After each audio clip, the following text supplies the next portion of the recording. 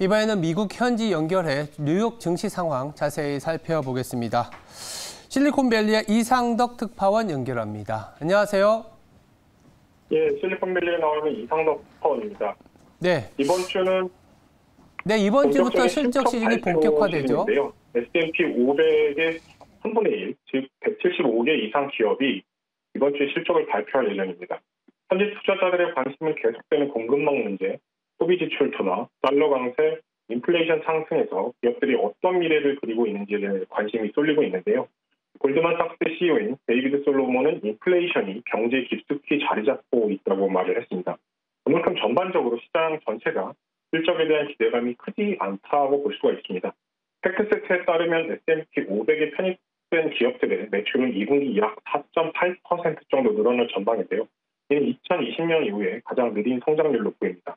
우선 앞서서도 진단을 했지만 마이크로소프트에 대해 웰스파고가 오늘 목표 주가를 $360에서 $330로 낮췄는데 이미 환율 문제는 주가에 반영이 된 것 같습니다. 평균적으로 지난 분기 매출이 전년 동기 대비 14% 증가한 $524.7, 주당 순이익은 2.17에서 2.3달러 정도로 예상이 되고 있습니다. 특히 마이크로소프트 주식은 사실 미국 증시의 바로미터로 꼽히는데요. 전통적으로 마이크로소프트 주가가 하락하면 시그널을 줄 수가 있습니다. 기술 기업들에 대한 미래 전망이 그만큼 어둡게 된다라는 그런 시그널인데요. 마이크로소프트가 아마 내일 발표를 하니까 이번 주 전체 증시에 영향이 클 것 같습니다. 또 같은 날 발표하는 구글은 올해 전체 매출이 전년도 62% 성장해서 13% 성장으로 감소할 것으로 보이고 있고요. 현재 투자자들이 주목하는 것은 유튜브의 성장세인데 코엔의 분석가인 존 블랙리지는 유튜브 매출 성장률을 7.5%로 추정을 하고 있습니다. 아무래도 틱톡과 경쟁을 하고 있기 때문에 좀 이게 좀 어려워지는 거 아니냐라는 시선이 있고요. 메타에 대해서는 뱅크 오브 아메리카가 오늘 그 매출이 1% 피할 가능성이 있다고 전망을 했는데 이는 메타의 창사 이래 첫 역성장이 될 수가 있습니다. 현재 메타의 실적 전망치는 컨센서스는 약 전년 동기 대비 1% 증가한 정도인데 어떤 결과가 나올지 관심이 쏠리고 있습니다. 또 아마존은 성장폭에 대해서 시장에 관심이 있습니다. 현재 아마존은 상장 25년째 역사를 맡고 있는데 4분기 최소 완만한 성장을 기록했습니다. 지금까지 101분기 중에서 단 3개 분기만 매출 성장률이 10% 미만이었는데 여기에는 2001년 닷컴 버블 붕괴가 포함되어 있습니다. 지난 분기 실적이 최악이라는 평가인데 어느 정도 회복을 했는지가 아마 주가 향방의 관건으로 보입니다. 참고하시면 좋을 것 같습니다. 네, 이렇게 기업 실적 발표도 있는데 27일 FOMC가 예정되어 있습니다. 시장에서는 75bp가 인상이 지배적인데요. 일각에서는 경기 침체 가능성이 높아졌기 때문에 이보다는 또 낮을 수 있다라는 의견도 있습니다. 어떤 내용일까요? 예, 맞습니다. 오는 27일 연준의 기준금리 인상에 대해서 시장에 관심이 쏠리고 있는데요. 현재 월가에서는 75bp 금리 인상을 발표할 것으로 예상하고 있습니다. 또 말씀 주신 대로 일부에서는 이보다 더 낮은 거 아니냐. 또 금리 인하 시점, 채권 투자자들 사이에서는 금리 인하 시점에 대한 전망치까지 나오고 있어서 아무래도 이런 기대감이 좀 있는 것 같습니다.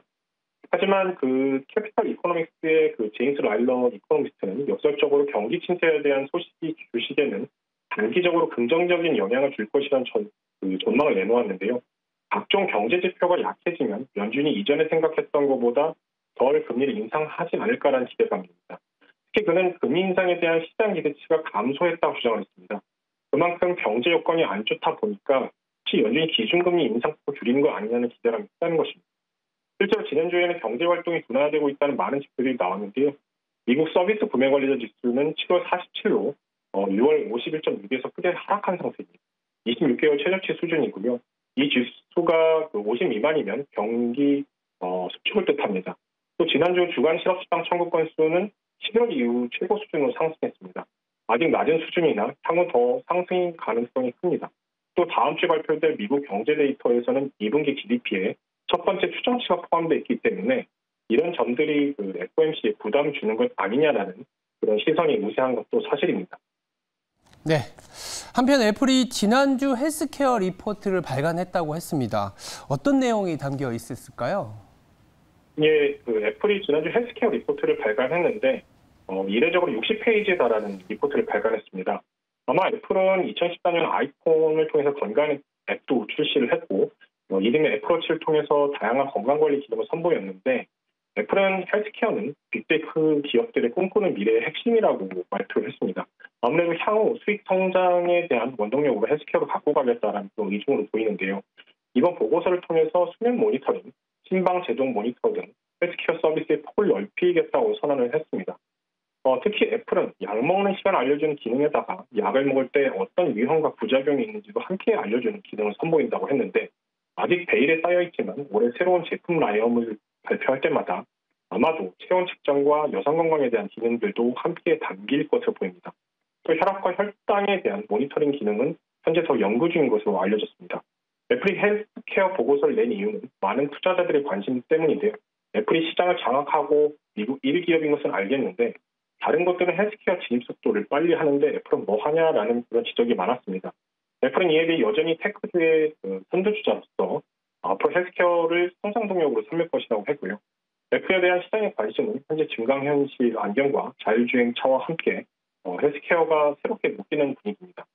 당장 비즈니스가 될 것은 헬스케어인 것 같습니다. 사람들은 헬스케어를 받고자 더 많은 애플 디바이스를 구입할 것이고 구독 서비스를 받을 수 있기 때문인데요.